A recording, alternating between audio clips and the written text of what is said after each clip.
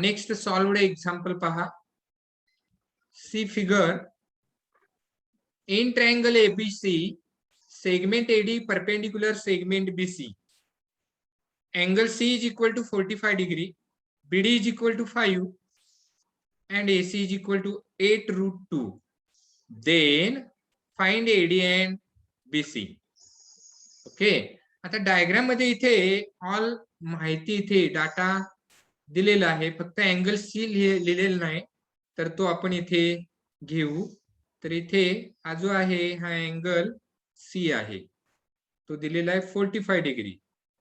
अर्थातच आपल्या लक्षात आलं पाहिजे इकडचा हा जो ट्रायंगल आहे, तर हा ट्रायंगल याचा विचार करायचा आहे. याचा जर विचार केला आपण, इथे बघा लाइनिंग केलेलं आहे मी या ट्रायंगलला, याचा विचार जर केला तर याच्यामधला हा वन अँगल 90 डिग्री आहे, हा अँगल सी 45 डिग्री आहे.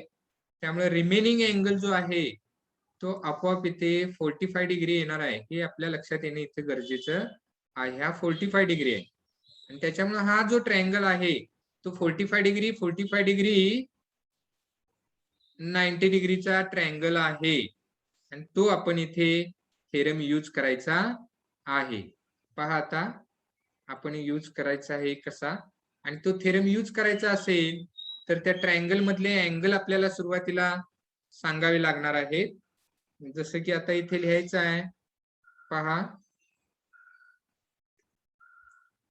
इथे पहा. In triangle ADC, in triangle ADC, angle ADC is equal to 90 degree, angle C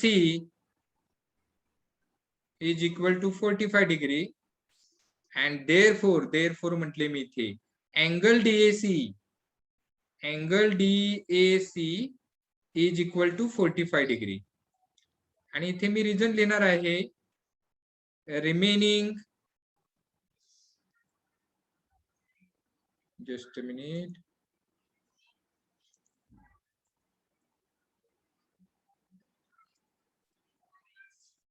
remaining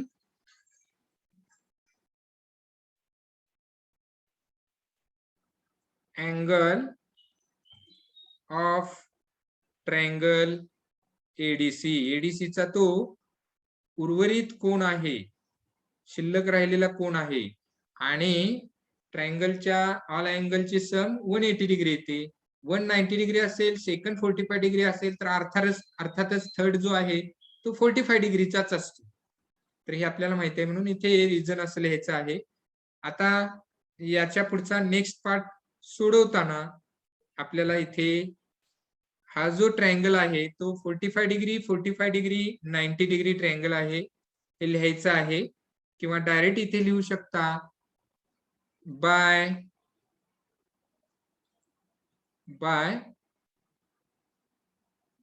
theorem of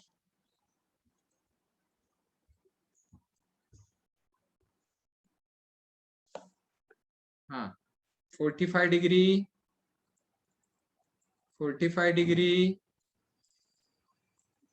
90 degree triangle.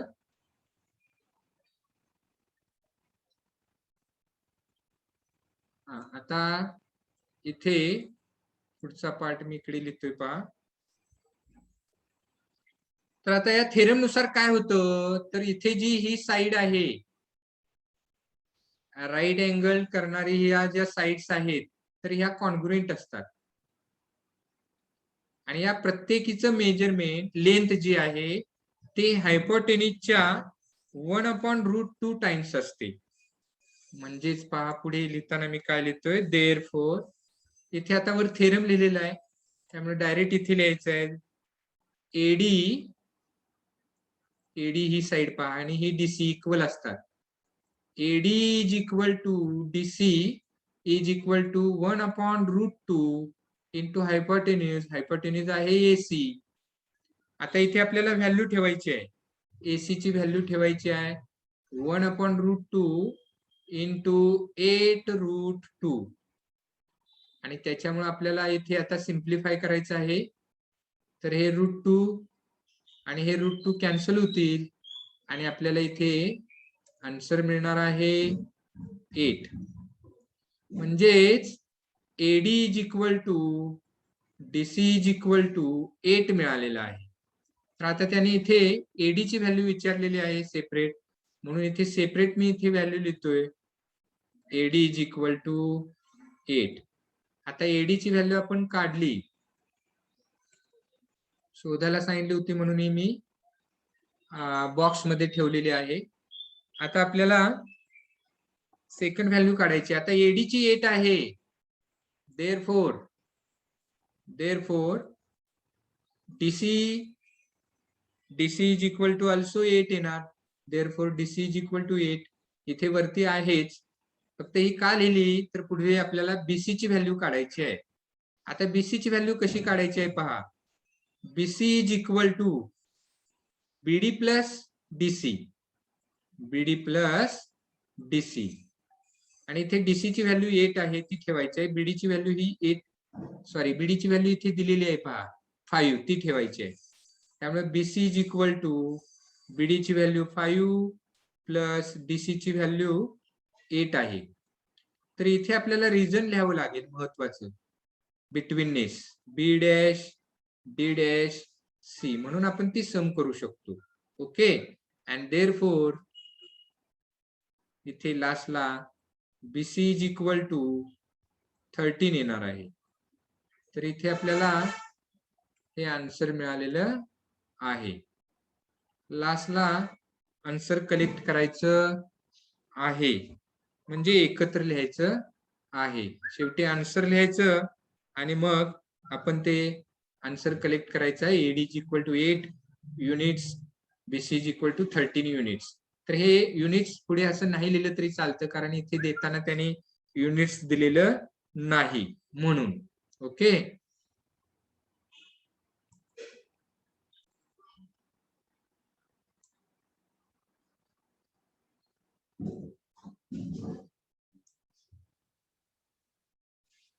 next example third. In figure, angle PQR is equal to 90 degree. Segment QN perpendicular segment PR. PN is equal to 9, NR is equal to 16. Find QN. Example पहा, diagram मध्ये माहिती दिलेली आहे आणि त्याच्यामुळे आता आपण QN कसं शोधायचं आहे तर याविषयी आपण विचार करायचा आहे. तर इथे आपल्या पटकन लक्षात येणं गरजेचं आहे की इथे हा राईट अँगल ट्रायंगल आहे PQR आणि त्याच्यामध्ये हा QN ही अल्टिट्यूड आहे जी हायपोटेन्यूज वर आहे. तर इथे QN परपेंडिक्युलर हायपोटेन्यूज PR आहे, त्यामुळं QN is equal to PN into NR होणार बाय जॉमेट्रिक मीन. आणि मग आपण QN ची लेंथ आपण काढू शकतो. पहा आता इथे आन्सर लिहित असताना स्टार्ट कसा करायचा आहे. तर इन ट्रायंगल PQR, इथून सुरुवात करतो आपण. In triangle PQR, angle PQR is equal to 90 degree. Angle PQR is equal to 90 degree. हा 90 डिग्री आहे म्हणजे राईट अँगल ट्रायंगल आहे, किंवा direct right angle in right angle triangle PQR लिहिलं तरी चालेल. हा segment QN perpendicular hypotenuse PR, आणि म्हणून आपण इथे जॉमेट्रिक मीन थेरम यूज करू शकतो. By the theorem of geometric mean, therefore by the theorem of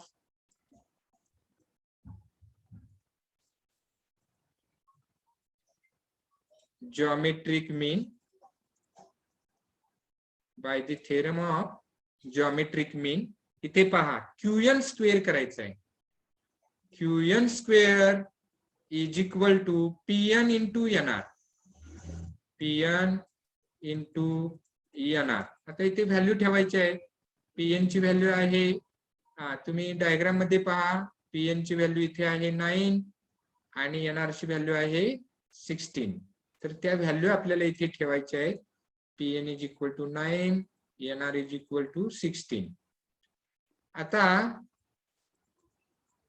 right hand साइडला जो प्रोडक्ट आहे तो त्याच्यामधल्या जे नंबर आहेत तर ते परफेक्ट स्क्वेअर आहेत.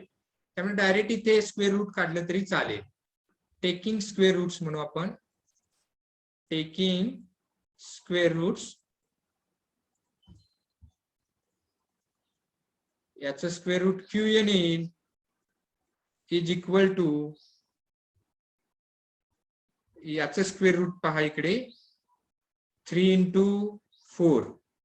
3 4 जा 12 होईल. 3 4 जा 12 म्हणजेच QN is equal to 12. QN is equal to 12 मिळालं. आणि हेच आपल्याला इथे शोधायचं होतं. क्यूएन ची व्हॅल्यू आपल्याला शोधायची होती, ती मिळालेली आहे. इथे आन्सर मिळालेला आहे 12. तर हे एक्झाम्पल अशा पद्धतीने आपल्याला सोडवायचं आहे. See figure. In triangle PQR, angle PQR is equal to 90 degree, QS perpendicular PR, then find X, Y, Z. आता हे एक्झाम्पल सोडवत असताना कसं सोडवायचं आहे ते समजावून घ्या. डायग्रामचं ऑब्झर्वेशन करा म्हणजे लक्षात येईल. तर हे एक्झाम्पल सोडवत असताना एक्स ची जर व्हॅल्यू काढायची असेल इथे, तर आपल्याला इथे स्टार्टिंगला जॉमेट्रिक मीन थेरम यूज करावा लागेल. आणि जॉमेट्रिक मीन थेरम यूज करायचा असेल तर मिनिमम काय लिहावं लागतं ते लिहायचं आहे. तर इथे इन ट्रायंगल PQR किंवा in right angle triangle PQR म्हणू शकता. In triangle PQR, angle PQR is equal to 90 degree म्हणजे हा राईट अँगल ट्रायंगल झाला. आणि segment QS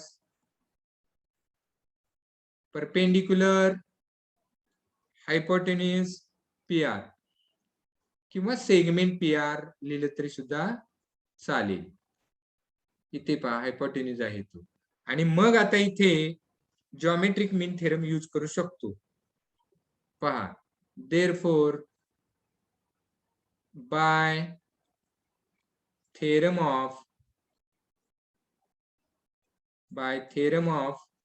geometric mean.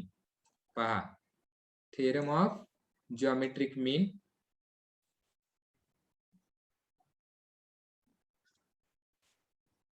Next part पहा काय होणार. इथे QS square is equal to PS into SR. PS into SR. आता इथे आपल्याला व्हॅल्यू ठेवायची आहे.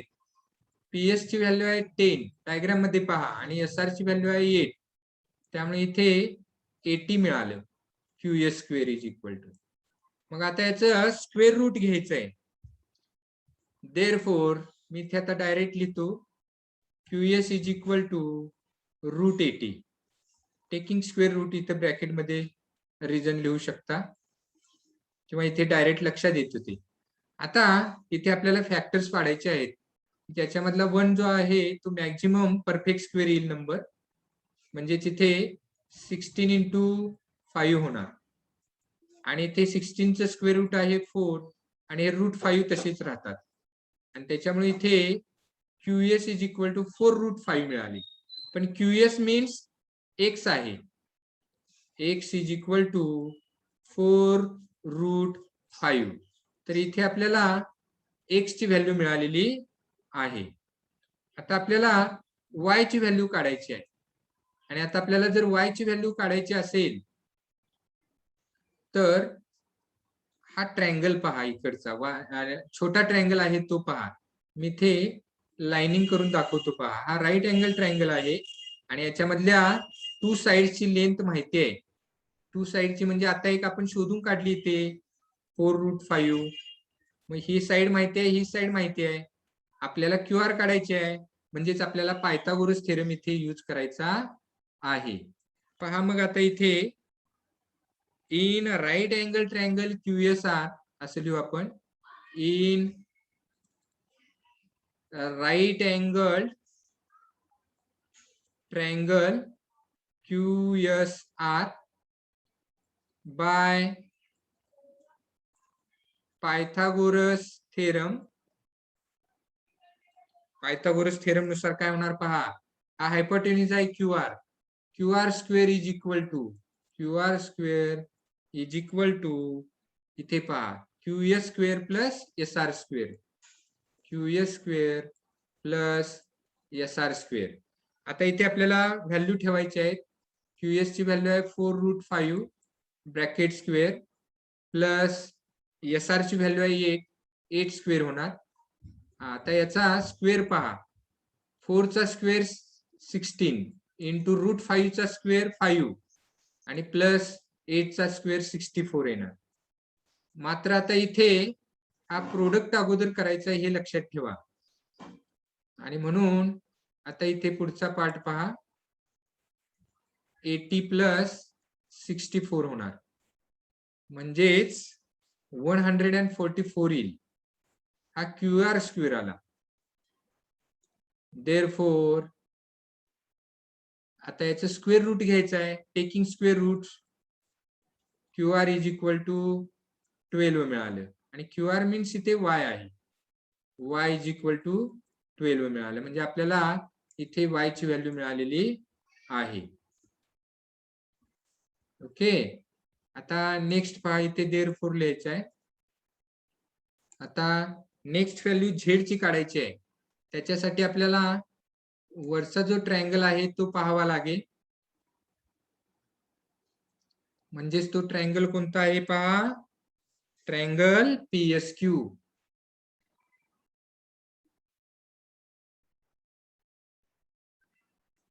आता इथे पहा. In right angle